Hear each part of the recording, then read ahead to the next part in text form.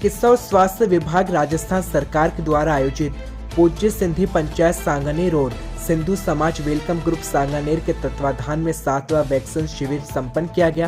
सांगानेर में स्थित पूज्य सिंधी धर्मशाला सांगानेर में शिविर संपन्न हुआ, जहां मीडिया प्रभारी पुरुषोत्तम बचानी ने बताया कि 7वां वैक्सीनेशन शिविर संपन्न हुआ है और इस वैक्सीनेशन शिविर में कोविशील्ड के साथ ही कोवैक्सीन दोनों ही वैक्सीन की डोज लगाई गई। बता दें 7वें वैक्सीन शिविर तक लगभग 3100 लाभार्थी वैक्सीन का लाभ ले चुके हैं और ये दोनों संस्थाएं धार्मिक और सामाजिक जनसेवा के लिए सर्व समाज के लिए हमेशा तत्पर रही है। तो वहीं अध्यक्ष उत्तम चंद बचानी ने बताया कि चिकित्सा और स्वास्थ्य विभाग राजस्थान सरकार और CHC सांगानेर के इंचार्ज दीपक अरोड़ा का आभार भी उन्होंने व्यक्त किया। इसके साथ ही उपाध्यक्ष धनालाल चतरानी, महासचिव राजेश नाजवानी, कोषाध्यक्ष सतीश वासवानी, संयुक्त सचिव ठाकुर दास गंगवानी, मुख्य सलाहकार छांगामल तीर्थानी समेत तमाम लोग मौजूद रहे। अयोध्या धाम में रामलला को 500 वर्षों के बाद शयन के लिए पालना मिल गया। भगवान अब पालना रूपी पलंग पर रात्रि में शयन कर सकेंगे और इसके साथ बाकायदा भगवान को शयन आरती के बाद पालना रूपी पलंग पर चयन के लिए रखा जाएगा। फिर भगवान को एक रजाई भी उड़ाई जाती है जिससे कि ठंड से बचत हो सके। तो यही नहीं, भगवान का जो पालना रूपी पलंग है उसे मखमली गद्दा और 2 मशलंद रूपी तकिया भी रखा गया है। भगवान को मच्छरों से बचाने के लिए पालना रूपी पलंग के चारों ओर बेहद ही सुंदर सी मच्छरदानी भी लगाई गई है। तो वहीं सुविधा रामलला को 500 वर्षों के बाद मिली है। यही नहीं, भगवान को ठंड से बचाने के लिए ब्लोवर का भी इंतजाम किया गया है। तो वहीं रामलला मुख्य पुजारी आचार्य सत्येंद्र दास का कहना है कि शुरुआती दौर में भगवान लकड़ी के सिंहासन पर विराजमान थे। अब रामलला के पक्ष में सुप्रीम कोर्ट का फैसला आया तो राम जन्मभूमि तीर्थ क्षेत्र ट्रस्ट ने भगवान के सिंहासन लकड़ी का हटाकर चांदी का कर दिया और भगवान चांदी के सिंहासन पर विराजमान थे। रामलला की उसी चांदी के सिंहासन पर शयन भी करते थे, लेकिन अब शयन के लिए पालना रूपी पलंग आ गया है जिसमें रामलला रात्रि में शयन आरती के बाद चयन करते हैं। यही नहीं, भगवान को ठंड से बचाने के लिए उनका स्नान गुनगुने पानी से कराया जाता है और गर्म चीजों का भोग भी भगवान को लगाया जाता है। भगवान को गर्म वस्त्र भी पहनाए जाते हैं। साथ ही भगवान के लिए विशेष तरीके की रजाई भी ट्रस्ट ने उपलब्ध कराई है। खबर हल्द्वानी से है, जहां आगामी 30 दिसंबर को प्रधानमंत्री नरेंद्र मोदी के हल्द्वानी भ्रमण के मद्देनजर सीएम पुष्कर सिंह धामी ने गुरुवार को कार्यस्थल MP सेंटर कॉलेज मैदान का जनपद प्रभारी यतीश्वरानंद, केंद्रीय पर्यटन रक्षा राज्य मंत्री अजय भट्ट, शहरी विकास सांस्कृतिक कार्य मंत्री बंशीधर भगत और अधिकारियों के साथ जायजा लिया। निरीक्षण के उपरांत मुख्यमंत्री ने संगठन के पदाधिकारियों के साथ बैठक कर व्यवस्थाओं पर चर्चा की। बैठक के दौरान मुख्य विकास अधिकारी के साथ ही अधिकारियों के द्वारा प्रधानमंत्री के स्थल में मंच बैठने की व्यवस्था से लेकर तमाम इंतजामों की व्यवस्था को लेकर बातचीत की गई। तो वहीं मुख्यमंत्री धामी ने कहा कि कार्यस्थल से जितना संभव हो सके उतने नजदीक पार्किंग स्थल चयनित किए जाए ताकि कार्यकर्ता और जनता को कार्यक्रम स्थल तक आने जाने में परेशानी का सामना न करना पड़े। उन्होंने कहा कि प्रत्येक पार्किंग स्थल और पार्किंग स्थल रूट पर वॉलंटियर्स लगाए जाएंगे ताकि बाहर से आने वाले कार्यकर्ताओं को कार्यक्रम स्थल तक आने में परेशानी न हो। इसके साथ ही धामी ने कहा कि 30 दिसंबर को प्रधानमंत्री हल्द्वानी में कुमाऊं के करोड़ों रुपए की सौगात की योजनाओं का लोकार्पण और शिलान्यास करेंगे। धामी ने कहा कि Tanakpur Bageshwar broad gauge rail line सर्वे हेतु 29 करोड़ की धनराशि भारत सरकार से जारी हो चुकी है। जामरानी बांध की सैद्धांतिक स्वीकृति प्राप्त हो चुकी है और निरीक्षण के दौरान ये तमाम जानकारी धामी ने पदाधिकारियों से शेयर की और प्रधानमंत्री के आने वाले सभा को लेकर भी चर्चा की गई। अमृतसर के गोल्डन टेम्पल के बाद अब लुधियाना में एक ऐसी घटना सामने आई जिसने कई सवाल उठा दिए कि आखिर पंजाब चुनाव से पहले हो क्या रहा है। बता दें दोपहर 12:15 तक कोर्ट में ब्लास्ट हो गया। धमाका लुधियाना कोर्ट कॉम्प्लेक्स की दूसरी मंजिल पर बने पब्लिक टॉयलेट में हुआ और इस घटना में 2 लोगों की मौत हो गई तो कई घायल हो गए। हालांकि शुरुआती जांच में पता चला है कि ब्लास्ट की प्राथमिक वजह क्या थी। Bomb disposal team Ludhiana court पहुंची है और NSG की टीम भी दिल्ली से रवाना कर दी गई। पंजाब के मुख्यमंत्री चरणजीत सिंह चन्नी ने कहा कि वह जल्द ही स्थिति का जायजा लेने कोर्ट परिसर जाएंगे। चन्नी ने कोर्ट परिसर का दौरा करने की बात कही है तो वहीं मरीजों से भी मुलाकात की। कोर्ट में हुए धमाके से आसपास के इलाकों में सनसनी और अफरा तफरी का माहौल है। वकीलों ने सवाल खड़े किए हैं कि कोर्ट में किस तरह की सुरक्षा मुहैया कराई जा रही है और चुनाव से पूर्व ऐसी घटनाएं कई चिंताजनक सवाल भी पैदा कर रही हैं, क्योंकि पंजाब में चुनाव होने हैं और चुनाव से पहले अमृतसर में भी एक घटना सामने आ चुकी है और अब लुधियाना के कोर्ट में अचानक ब्लास्ट होता है। खबर उन्नाव से है, जहां लखनऊ कानपुर हाईवे पर आज सुबह डबल डेकर बस का टायर फटने से तेज रफ्तार अनियंत्रित बस हाईवे पर पलट गई। बस पलटने की घटना से हड़कंप मच गया। बस पलटते ही बस सवारियां चीख पुकार मच गई। वहीं हादसे के बाद लखनऊ कानपुर की तरफ से हाईवे पर जाम लग गया। स्थानीय राहगीरों ने पुलिस को सूचना देने के साथ बस में फंसे यात्रियों को रेस्क्यू कर बाहर निकाला, तो वहीं सूचना पर पहुंची पुलिस ने घायलों का आनन फानन में जिला अस्पताल भर्ती कराया। हादसे में घायल 9 मरीजों की गहरी चोट आई है, तो वहीं कई अन्य घायल प्राथमिक उपचार के बाद उन्हें घर रवाना कर दिया गया। करीब 2 घंटे तक हाईवे पर यातायात बाधित रहा। आपको बता दें, डबल डेकर बस 50 यात्रियों को लेकर सिद्धार्थनगर से कानपुर होते हुए मुंबई जा रही थी, तभी यह हादसा हुआ। बता दें, गंगा घाट कोतवाली क्षेत्र के कर्मी बीजलमऊ के सामने सुबह करीब 7 बजे लखनऊ कानपुर हाईवे पर सवारियों से भरी डबल डेकर बस का टायर फटने से पूरा हादसा हुआ। डबल डेकर बस में 50 यात्री सवार थे जो कि मुंबई जा रहे थे। वहीं सुबह समय होने के चलते अधिकांश से सवारियां कंबल ओढ़कर बस के अंदर सो रही थी, तो करीब 8 बजे जैसे ही बस जाजमऊ चौकी के क्षेत्र के लखनऊ कानपुर हाईवे स्थित त्रिभुवन खेड़ा पुलिया के पास पहुंची, तभी बस अचानक अनियंत्रित हो गई और सड़क पर ही पलट गई, जिसके बाद चीख पुकार मचने के बाद मौके पर पहुंचे स्थानीय ग्रामीणों ने पुलिस की सहायता से तमाम लोगों को बाहर निकाला और एम्बुलेंस की मदद से घायलों को अस्पताल पहुंचाया। नाम है तुम्हारा? ये बस कहां से कहां जा रहे थे और क्या क्या लदा था इसमें? क्या लदा है? सब सामने है आपके, ये सब कुछ जो है सामने है, बाकी कुछ नहीं है। खाली टायर फटने की वजह से हुआ है। लगभग कितने लोग सवार थे इस बस में?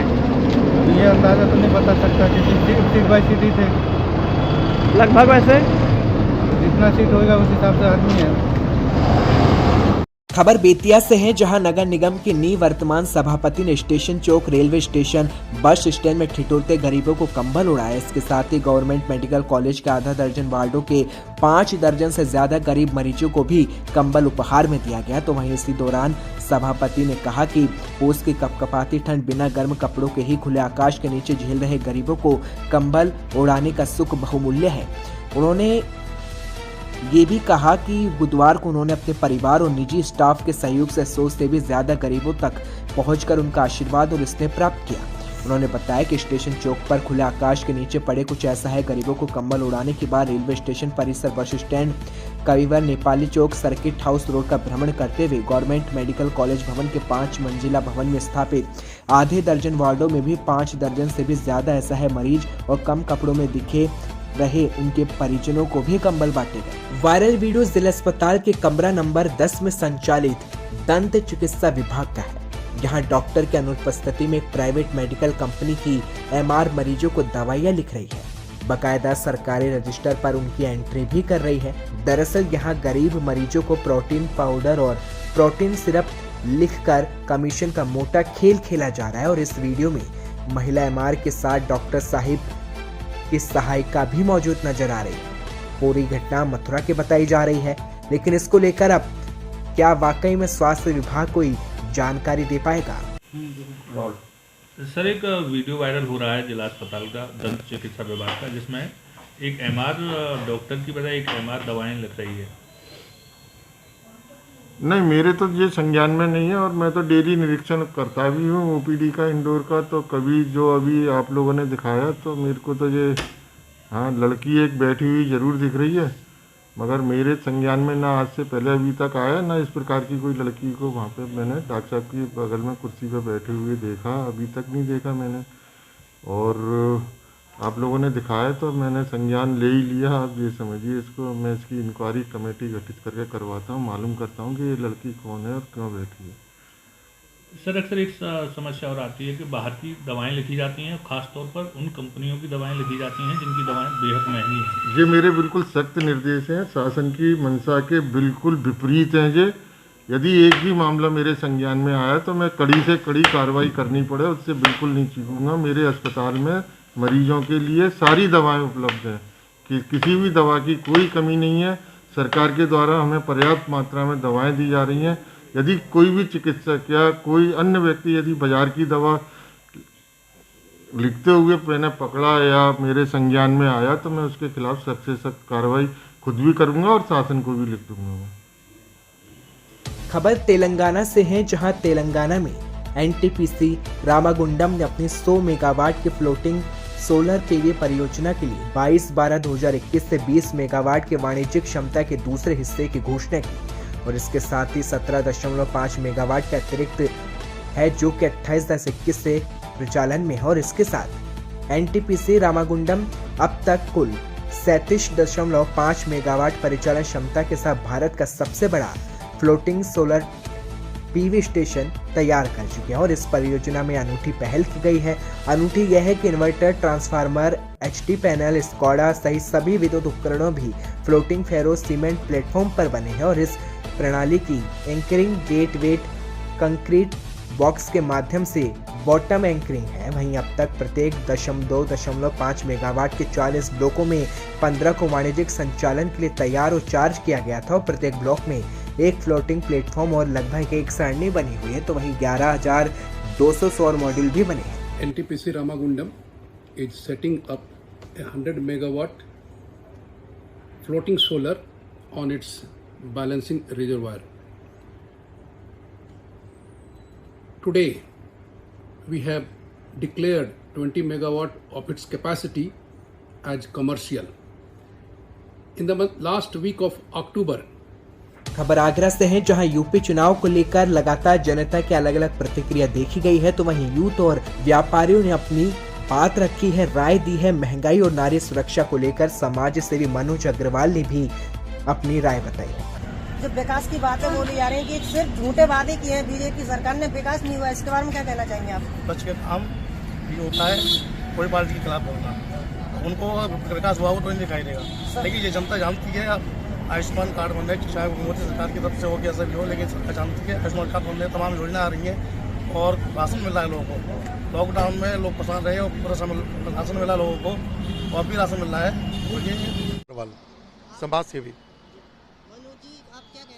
महिला शक्ति को लेके, जो महिला सुरक्षा है, बीजेपी सरकार ने जो वादे किए हैं और महंगाई को लेके, आप इसके बारे में क्या कहना चाहेंगे? भारतीय जनता पार्टी की सरकार के अंदर जो उन्होंने वायदे किए हैं लगभग पूरे किए हैं। महिला सशक्तिकरण, महिला सुरक्षा और अनेक परियोजनाएं महिलाओं के लिए जो उन्होंने वायदे किए थे, अपने वायदों पे खरे उतरे हैं और हर स्कीम उनकी लागू है।